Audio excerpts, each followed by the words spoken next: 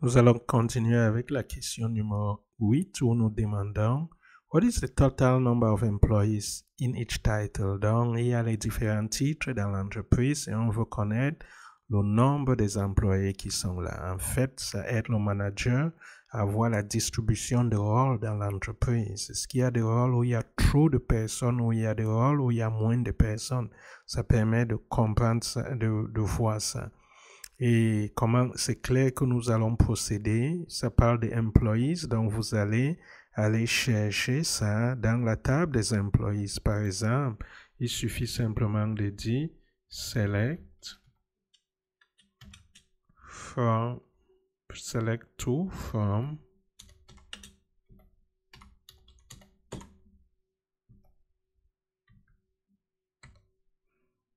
employees.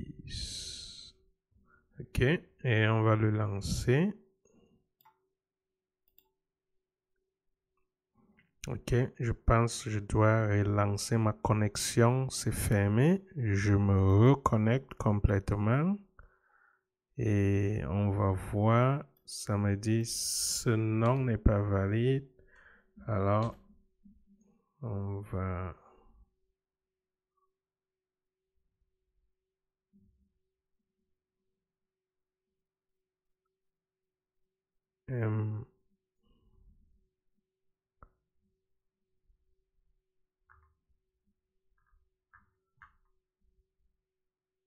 En fait, c'est pas compliqué, c'est parce que nous ne sommes pas dans la bonne base de données. Vous voyez, ici, nous sommes dans Masters et Master n'a pas ça.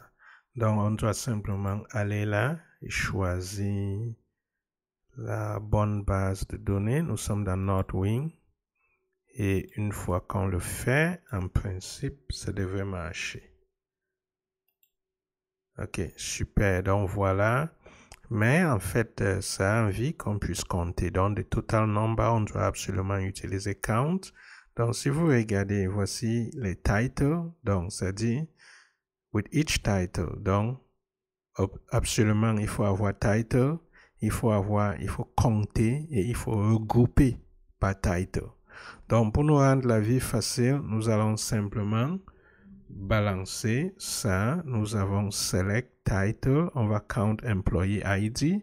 Si vous voyez, on compte toujours chaque fois qu'il y a count, ça doit toujours être en fonction des ID parce que les ID sont uniques. Donc, ça va compter ce qui est unique par rapport au titre. Donc, ça va count ID et ça lui donne le nom total employees venant de cette table et on regroupe ça. Chaque fois que vous avez count, regroupé par ce qui est avance. OK? On lance. Execute. Et voilà, vous voyez, il y a 6 sales représentatifs et ici on a 1. OK? On continue. OK, ici on va faire quelque chose de vraiment semblable. On dit how many orders have been placed by each customer. En d'autres termes, on va connaître la commande totale placée par chaque client. Donc, on va absolument aller là où nous avons orders. Donc, il faut voir orders. Mais les détails de orders, vous allez trouver ici. Mais pour le moment, je pense qu'on va opérer avec orders. Et bien sûr, on va utiliser Customer ID parce qu'on veut voir les commandes, le total des commandes placées par chaque client. Donc, on va aussi avoir Select.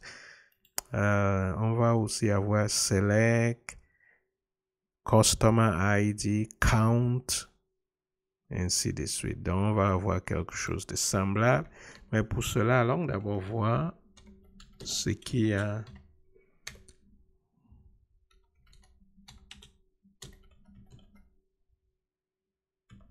Oui, parce qu'il faut toujours voir ce qui est à l'intérieur et là, ça vous permet de bien choisir. Par exemple, vous avez Orders, vous avez Customer ID, vous voulez savoir le nombre de clients, de commandes passées par exemple, ici vous voyez Customer ID 5, Customer ID 5 a encore passé une autre commande, 4 a passé ici, a passé l'autre, a passé l'autre.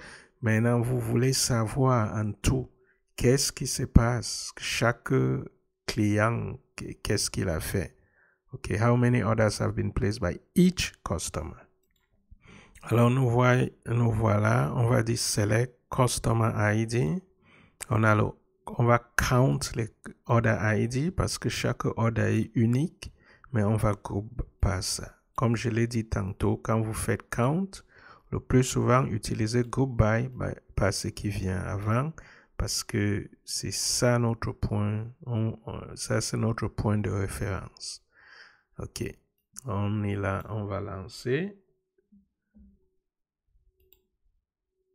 Et ici, clairement, on peut voir ce qui s'est passé.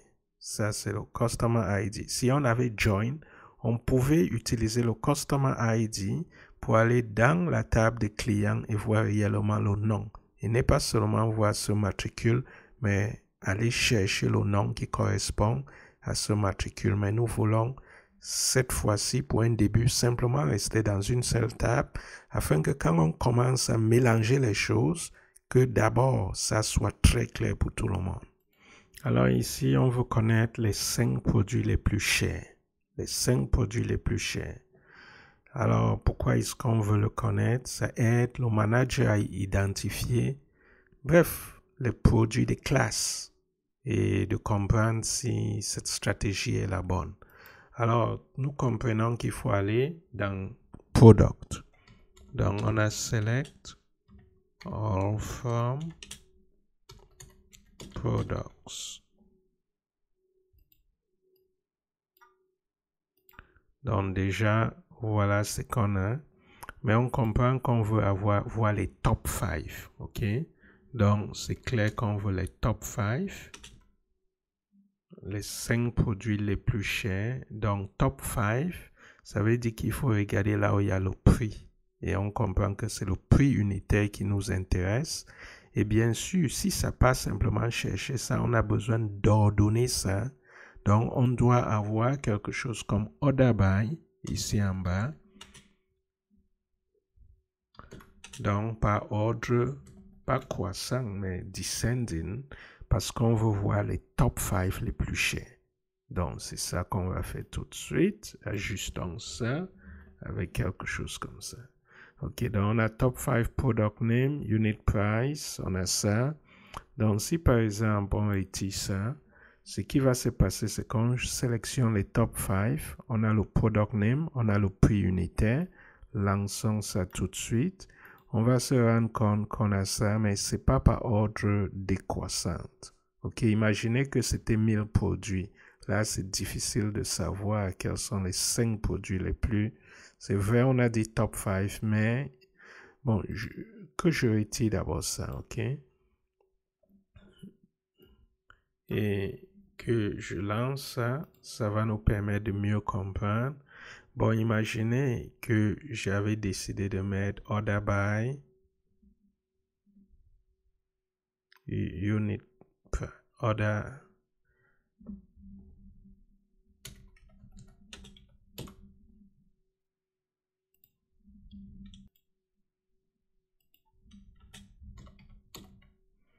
Unit price, et on veut que ce soit décroissante, descending. OK, on va lancer. Donc voilà, c'est décroissant, mais on veut simplement couper les 5. C'est pour cela qu'on dit top 5. Si vous voulez, dites top 10. OK, si vous voulez.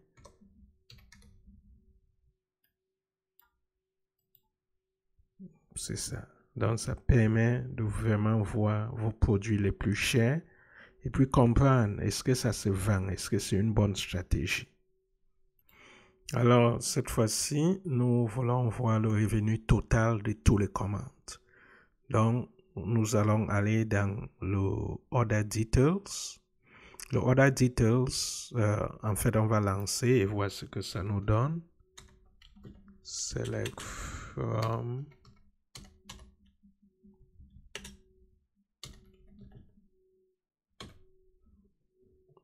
Donc, nous allons voir tout ce qui est dans Order Details. Et ça nous parle du revenu total. En fait, quand on parle de ton revenu, on regarde la quantité fois le la quantité fois le prix unitaire. Donc, si tu veux connaître ton revenu de ce produit, le produit 11, de cette commande, ça veut dire 12 fois ça.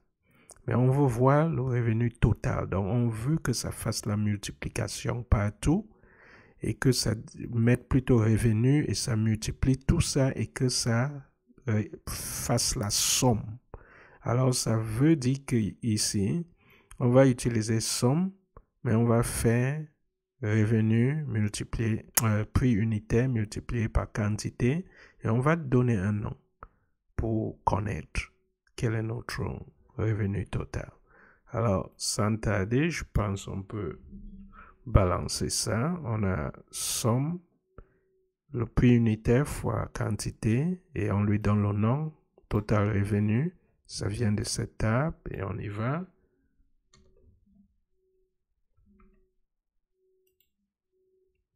Donc voilà le revenu total. Alors ici, on veut voir la quantité de commande moyenne. OK, what is the average order size in terms of quantity? Donc on veut la quantité moyenne et ça permet simplement à mieux, puisque c'est une commande.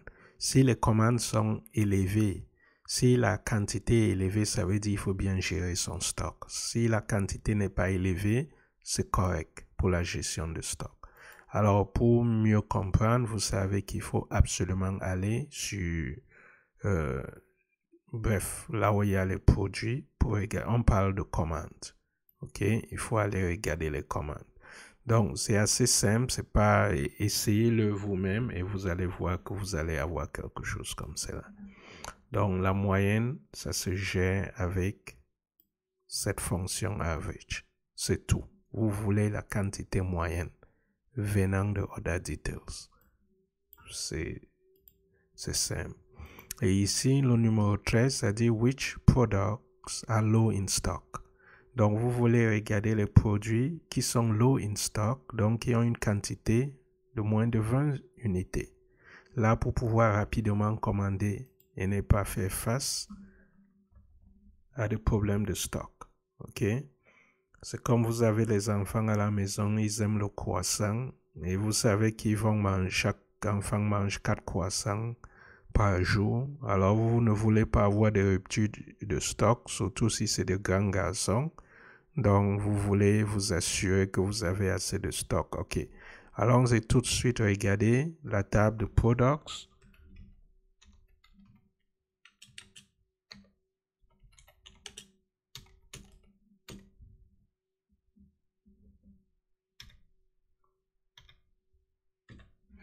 OK, je vais voir ce qui est là pour pouvoir regarder. OK, units in stock. Donc ça, c'est les unités en stock. Donc, on va voir comment aller chercher ça. OK, bien sûr, vous comprenez qu'il faut une condition. Donc, c'est assez simple. Il faut absolument prendre le nom de ce produit, les unités en stock, et on va utiliser where. OK, on peut simplement dire product name. OK.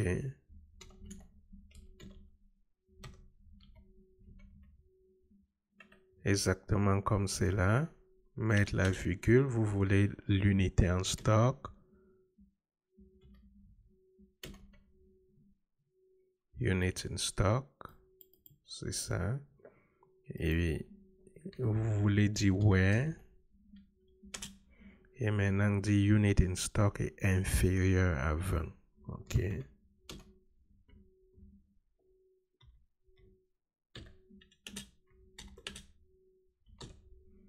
Quelque chose comme ça.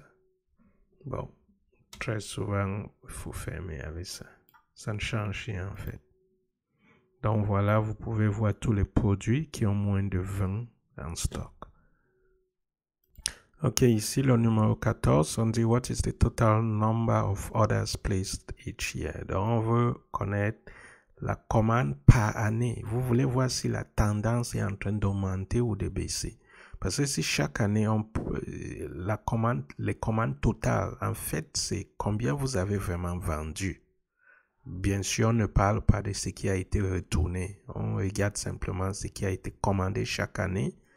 Ça permet de comprendre quelle est la tendance de vente année après année. Est-ce que c'est en train de grandir ou c'est constant ou c'est en train de descendre? Alors, c'est très facile. Tout ce que vous avez à faire, parce qu'on parle de orders, c'est d'aller là où il y a orders. Donc, vous allez utiliser orders. Mais qu'est-ce que vous voulez dans orders? Étant donné que vous voulez voir année après année, bien sûr, vous allez prendre order date et quand vous placez hier, automatiquement, ce que ça fait, c'est que ça va transformer ça par année. Gardez simplement l'année. OK, ça c'est le titre que vous donnez. Et count, vous voulez que ça compte. Sachez que chaque fois que vous allez utiliser count, vous devez utiliser group by. Et group by, on va dire by hier. Donc c'est tout et on y va. Donc voilà, on a 1, 2, 3 années. Voilà la situation qu'il y a. OK? Et si par exemple on disait order by total orders ou order by year in descending pour voir ce qui se passe.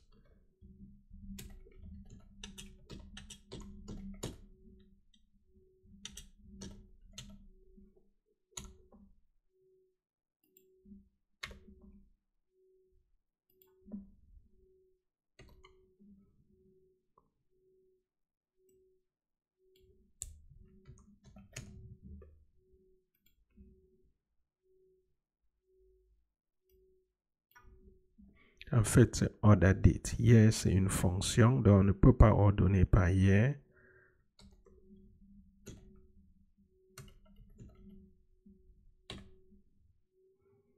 OK.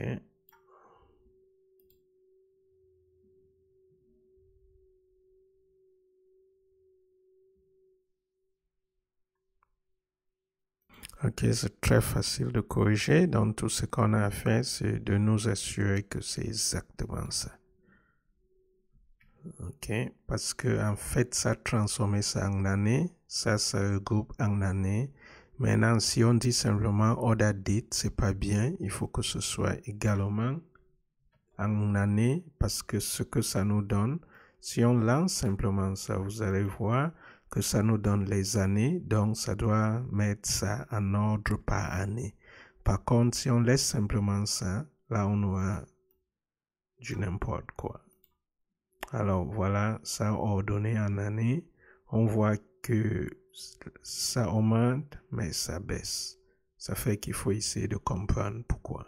Alors examinons notre dernier truc dans cette vidéo. How many products are in each supplier's portfolio? Donc vous avez des fournisseurs, vous voulez comprendre chaque fournisseur, combien de produits est-ce qu'il vous fournit.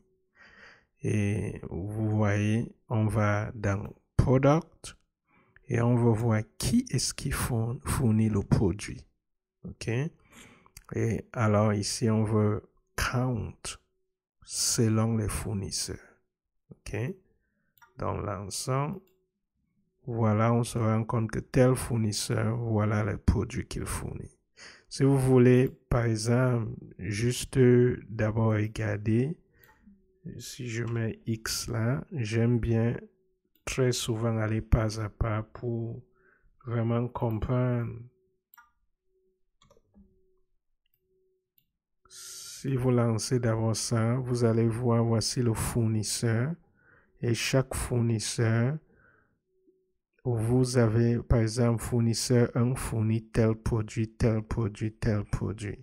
Fournisseur 2, vous voulez voir chaque fournisseur produit fournit combien de produits. Donc vous allez faire le count par rapport au fournisseur. Donc c'est un peu ça. C'est pour cela que nous avons